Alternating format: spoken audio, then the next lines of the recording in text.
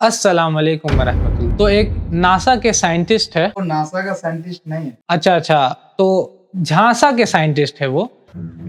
Scientist Kabir Singh from झांसा।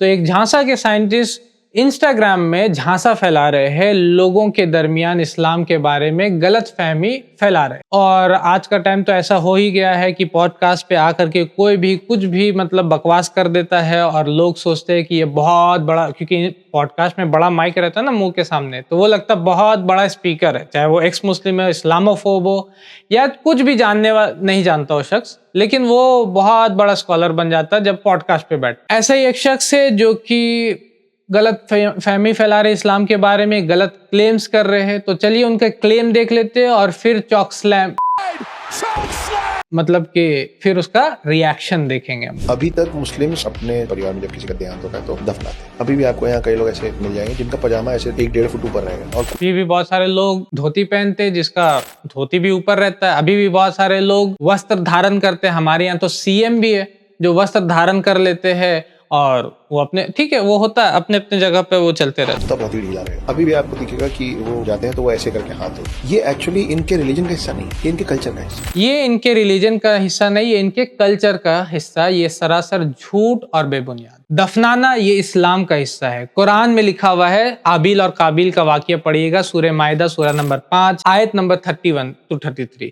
उसी तरीके से आप पढ़िएगा कुरान सूरह तौबा सूरह नंबर 9 आयत नंबर 84, वहां भी कब्र का मेंशन आता है। उसी तरीके से सूरह ताहा सूरह नंबर 20 आयत नंबर 55, वहां पर कब्र का मेंशन आता है, मतलब दफनाने का मेंशन आता है। उसी तरीके से सही अहादीस है, सही बुखारी है हदीस नंबर 1240, वहां पर जनाजे का मतलब कि कब्र का मेंशन आता है। तो भरी पड़ी है।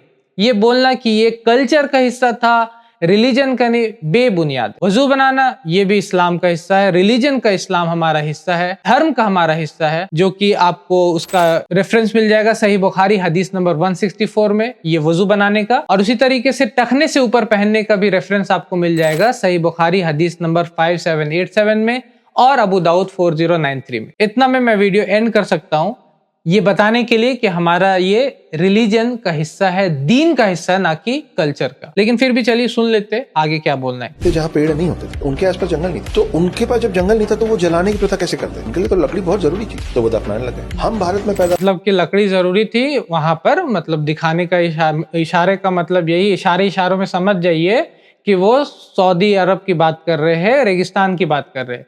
तो राजस्थान में भी क्या हम लोग दफनाते हैं? आप लोग राजस्थान में क्या हमारे भाई जो है वो सारे दफनाते हैं? क्योंकि वहां भी तो पेड़ पौधे नहीं मिलता है। उसी तरीके से Garuda Purana chapter 10 verse number 92 से 93 में लिखा हुआ है कि एक बच्चा जब इस दुनिया से जाता है तो उसको आपको दफनाना है। और हमारे यहाँ तोपसिया, मैं कोलकाता गया हुआ था तोपसिया, तो वहां पर हिंदू बरियल ग्राउंड है, यानी कि कब्रिस्तान, हिंदू कब्रिस्तान बोलते हैं, जिसमें बच्चों को दफनाया जाता है। तो क्यों आप बच्चों को दफनाने के लिए पेड़ की कमी हो गई थी, इसलिए गरुड़ पुराण में ये लिखा हुआ, या ये आपका भी कहीं पर धर्म का हिस्सा है? तो हम पेड़ पौधे खेत खलियान जंगल से भरे पड़े, हमारे लिए लकड़ी की कोई अहमियत ही नहीं रही, हमारे कल्चर का हिस्सा हो जला। गरुड़ पुराण में कहाँ से आया वो रेफरेंस? वो ऐसे क्यों हाथ धोते हैं? इसलिए धोते हैं क्योंकि वहाँ पानी की बहुत किल्लत थी। जहाँ पेड़ नहीं होते वहाँ पानी नहीं। ये आंख के इशारे से बोला जहाँ पेड़ नहीं है तो वहाँ पानी कहाँ हो सकते हैं? तो वजू ही नहीं बनाता ना भाई। इस्लाम ये बोल देता कि ऐसी रहना, 1 महीना 2 महीना ऐसी रहना, क्योंकि पानी की तो किल्लत थी।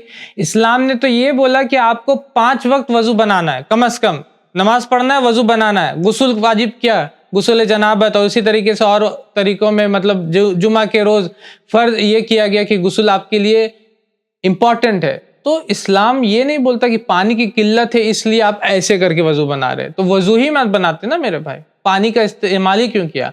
और जो शख्स ये बोल रहा है वो क्या, मतलब कि ये मुझे ऐसा लग रहा है कि ये सनातन धर्म से, तो इनको खुद अपने धर्म के लक्षण पढ़ना चाहिए। 10 जो क्वालिटीज है धर्म के, उसमें से एक शौच है, उसमें पानी का इस्तेमाल है।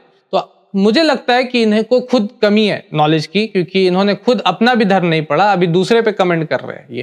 क्योंकि धर्म का एक लक्षण पानी यानी कि शौच करना, यानी कि पाक साफ रहना है, जो कि इस्लाम में। ये ऊंट लेके रेत में चलने वाले लोग थे, इसलिए 1-2 फुट इनका पजामा ऊपर रहता था कि रेत फंसे नहीं। इनका चप्पल सैंडल भी उसी तरीके से। इनका पजामा क्यों ऊपर रहता था? क्योंकि ऊंट को लेकर के चलते थे रेगिस्तान। धोती कहाँ पे रहता है? धोती कहाँ पे नीचे रहता है या ऊपर रहता है? और ये एक हाइजीनिक पॉइंट ऑफ व्यू है।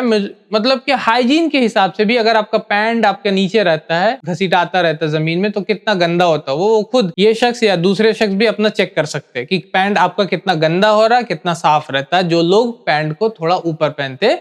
और हमारे लिए हाइजीन के अलावा हमारे दीन का ये हिस्सा है। नबी सल्लल्लाहु अलैहि वसल्लम ने फरमाया सही बुखारी हदीस नंबर 5787 में कि आपको टखने से ऊपर आपको पहनना है अपने पैंट। तो ये सारी चीजें हमको ध्यान में रहना चाहिए। इस तरीके के कई वीडियोस है इंस्टाग्राम पे, यूट्यूब शॉर्ट्स में मिलता है, जो कि कुछ भी बोल के निकल जाते हैं कि ये कल्चर है, ये दीन नहीं, ये धर्म नहीं है, जबकि खुद ऐसे लोगों का अपना धर्म का भी रिसर्च कम ही रहता है। तो इसी के साथ इस वीडियो को ज्यादा से ज्यादा शेयर कर दे, ताकि जहां जहां तक इन्होंने गलत फहमी फैलाया है वहां तक हमारा सही मैसेज पहुंच सके।